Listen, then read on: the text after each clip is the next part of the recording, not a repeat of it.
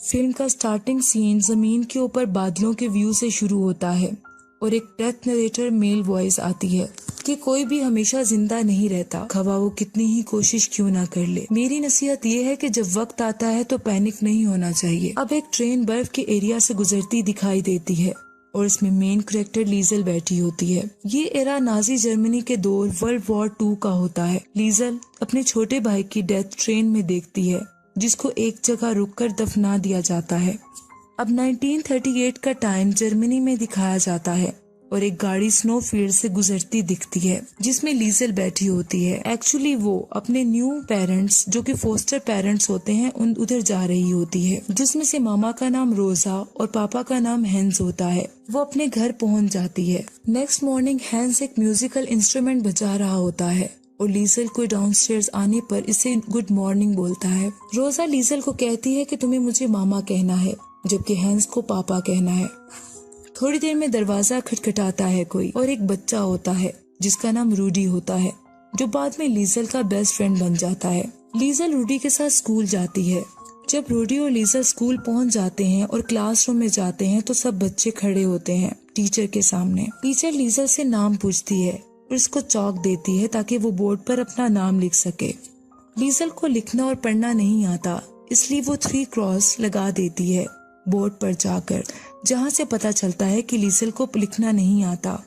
सब बच्चे हंसने लगते हैं, लेकिन टीचर सबको साइलेंस बोलती है और लीजल को सीट पर जाने का कहती है। इसके बाद लीजल घर आ जाती है।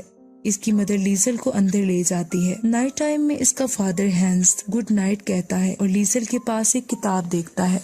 हैंस कहता है कि यह रियलिटी में तुम्हारी है। लीजल कहती है ये किताब हमेशा से मेरी है, ये मेरे भाई की है। फिर वो पूछता है तुम जानती हो कि इसमें क्या लिखा है, जिस पर लीजल नो कहती है क्योंकि इसे पढ़ना नहीं आता। हैंस कहता है कि मैं अच्छा रीडर नहीं हूँ। फिर भी शुरू करते हैं। फिर वो किताब पढ़ते हैं। नेक्स्ट मॉर्निंग लीजल स्कूल में सब बच्चों के साथ यूनिफॉर्म पहने एक सॉन्ग सिंग कर रही होती है, जिसमें जर्मनी के लोगों की बात होती है। इसी दौरान नवंबर 1938 का टाइम दिखाया जाता है, जहां मार्केट में आर्मी शीशों को तोड़ रहे होते हैं और लोगों पर बिटर वायलेंस दिखा रहे होते हैं। हर जगह स्ट्रीट में पेजेस बिखरे होते हैं। अब एक जगह के और एक घर का दरवाजा कोई खटखटाता है और एक नया किरदार इंट्रोड्यूस होता है जिसका नाम मैक्स होता है। वो ज्यू होता है, यानी यहूदी होता है। वहाँ से वो सोल्जर से बचकर निकल जाता है। फिर दोबारा लीजल का घर दिखाया जाता है, जहाँ लीजल का फादर हैंस इसको रीड करना सिखा रहा होता है और ये भी कहता है कि अगर मैं मर गया तो मुझे यकीन दिलाओ कि वो मुझे सही दफनाएंगे और मुझसे प्रॉमिस करो। फिर हैंस इससे बुक ले लेता है और कहता है कि मेरे साथ आओ, तुम्हारे लिए एक सरप्राइज है। वो लीजल को बेसमेंट में ले जाता है, जहाँ दीवारों पर अल्फाबेट्स और वर्ड्स लिखे होते हैं। वो बताता है कि ये डिक्शनरी है और उसको चौक देता है और उसको कहता है कि तुम इन अल्फाज को यहाँ लिख सकती हो। लीजल बहुत खुश हो जाती है क्योंकि इसे पढ़ने लिखने का शौक होता है। लीजल थैंक यू पापा बोलती है। इसके बाद दरवाजा कोई खटखटाता है और हैंस को घर लेने आता है। लीजल को हैंस आवाज देता है कि जल्दी आओ वरना हम परेड मिस कर देंगे। नाइट टाइम होता है। सब लोग, पूरे टाउन के लोग एक जगह जमा हो जाते हैं, जहां एक आर्मी ऑफिसर स्पीच कर रहा होता है। वो कहता है कि नेशनल सोशलिस्ट रेवोल्यूशन के दौरान हमारी नेशन कम नहीं होनी चाहिए। हमारा डिटर्मिनेशन अपने आप को मोरली और इंटेलेक्चुअली साफ करना है। एजुकेशन, थिएटर, फिल्म्स, लिटरेचर और प्रेस, ये सब सपोर्टिंग पिलर्स हैं जो कि हमारी नेशन की शख्सियत को एक अलग शेप दे सकते हैं। यही वजह है कि आज रात हम सब इकट्ठे हुए हैं ताकि हम अपने आप को इंटेलेक्चुअल डर्ट से आजाद कर सकें। फिर वो दरमियान में बुक्स के ढेर को आग लगा देते हैं और वो कहता है कि हमें इलनेस को जड़ से उखाड़ना है, जिसने जर्मनी को इन्फेक्टेड किया हुआ है पिछले 20 सालों से।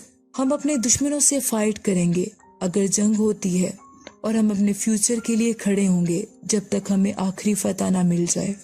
इस तरह की वार हमारे एनिमीज को खत्म कर देगी। लीजल सब गौर से सुन रही होती है और सारे लोग साथ में आवाज लगा रहे होते हैं। ऑफिसर ये भी कहता है कि ये कम्युनिस्ट और यहूदियों को हम खत्म कर देंगे। फिर वो आवाज लगाता है, ग्रेट जर्मन अडोल्फ हिटलर। फिर सब लोग एक हाथ सीधा कर कर एक सॉन्ग सिंग करने लग जाते हैं। थोड़ी देर में सब वहाँ से चले जाते हैं। लीजल वहाँ जाती है जहाँ बुक्स चल रही होती हैं और वहाँ जमीन पर गिरी एक बुक उठाकर अपने कोट में छुपा लेती है। हैंस वहाँ आ जाता है और कहता है कि मैंने तुम्हें मुझसे चर्च में मिलने को कहा था। लीजल सॉरी पापा बोलती है। हर जगह बुक्स के पेजेस बिखरे होते हैं। फिर लीजल को कफ होने लगती है क्योंकि हल्की जली हुई बुक इसके कोट में होती है। हैंस को पता चल जाता है लेकिन वो कुछ नहीं कहता, बस ये कहता है कि हम इसको सीक्रेट रखेंगे और इसको दूसरी किताबों की तरह बेसमेंट में जाकर रीड करेंगे। लीजल बहुत खुश हो जाती है और पूछती है कि क्या मेरी रियल मामा कम्युनिस्ट थी? क्या हिटलर ने मेरी मामा को मुझसे दूर कर दिया है? और फिर कहती है मुझे नफरत है हिटलर से। हैंस कहता है ये किसी के सामने नहीं कहना। घर आकर लीजल उस किताब का नाम पढ़ती है, the invisible man by H.G. Wales.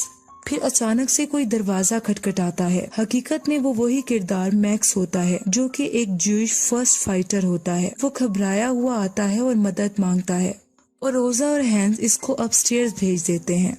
Hence लीजल को बताता है कि मैक्स का फादर वार में इसके सामने मरा था और इसके फादर ने मेरे लिए अपनी जिंदगी दी थी और मैं इसकी फैमिली का एहसानमंद हूँ।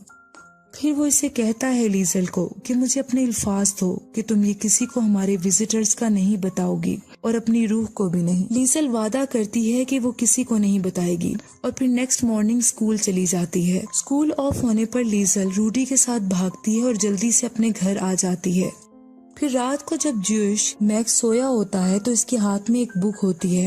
वो इसके हाथों से बुक लेने लगती है कि मैक्स की आंख खुल जाती है और वो कहता है कि तुम क्यूरियस गर्ल हो। वो बुक इसे वापस कर देती है और पूछती है ये किताब किसके बारे में है? तो मैक्स कहता है ये हिटलर के बारे में है। फिर लीजल पूछती है क्या तुम हिटलर से छुप रहे हो? क्या तुम कम्युनिस्ट हो? क्या इन्होंने तुम्हारी माँ को ले लिया है? इस पर मैक्स कहता है कि नहीं, मैं यहूदी हूँ।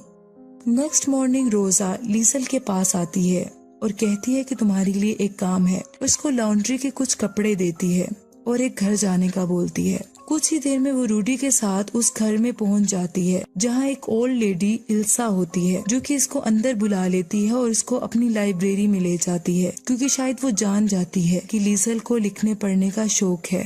लीजल वहां जाकर बहुत खुश होती है और बुक्स को टच करती है। फिर एक बुक द ड्रीम करियर उठाती है। फिर उसे याद आता है कि रूडी घर से बाहर इसका इंतजार कर रहा है।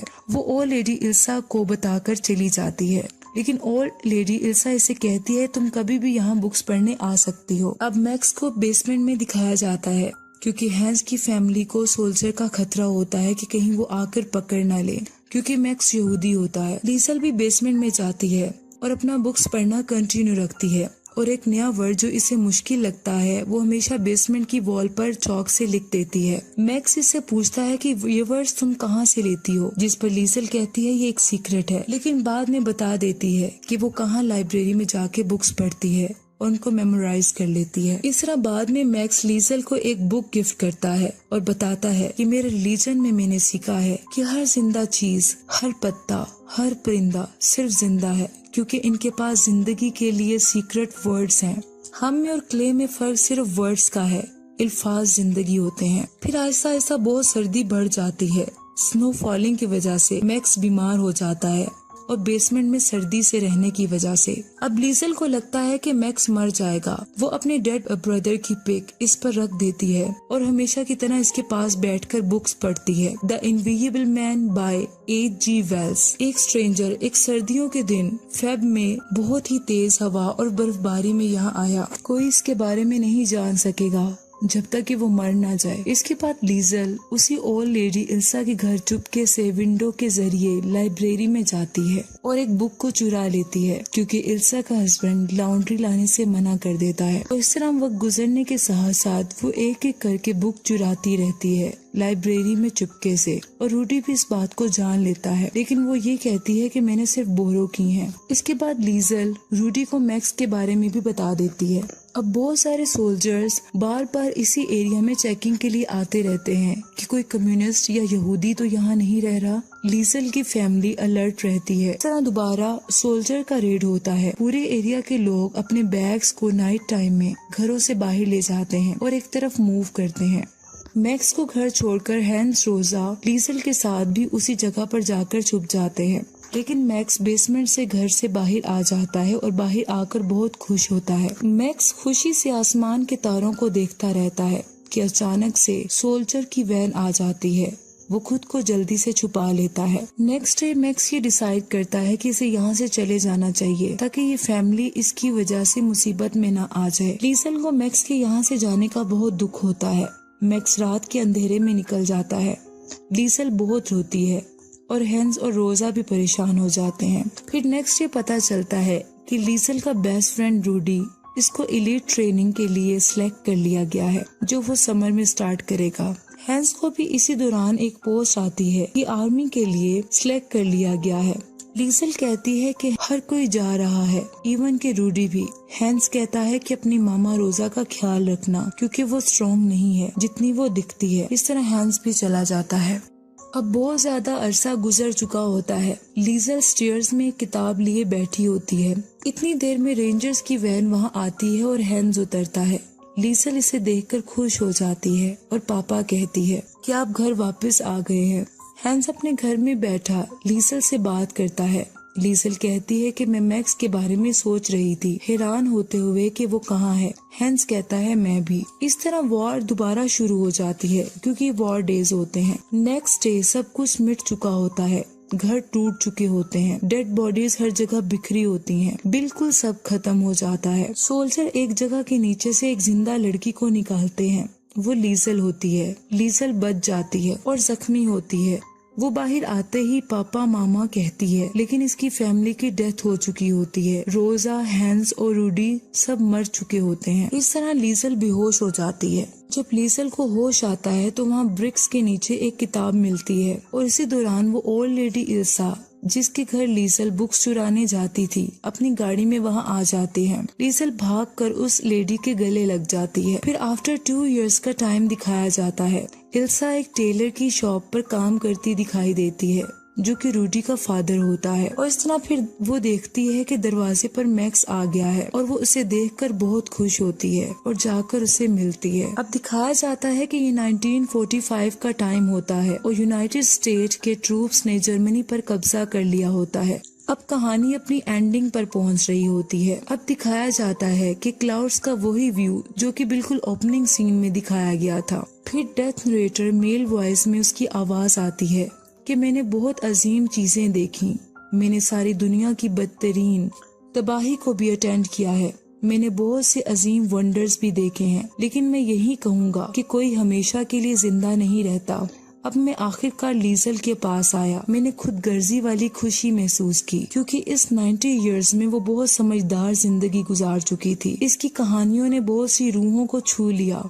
मैक्स की दोस्ती इतनी लंबी रही जितनी की लीजल की। लीजल की आखिरी सोचों में इसने बहुत सारी जिंदगियों को देखा जो इसके साथ मिल गई थी, जैसा कि उसके 3 बच्चे और उसका ग्रैंड चिल्ड्रन, और इस तरह हैन, रोजा और रूडी भी। लेकिन आखिर में कोई अल्फाज नहीं थे, सिर्फ सुकून था।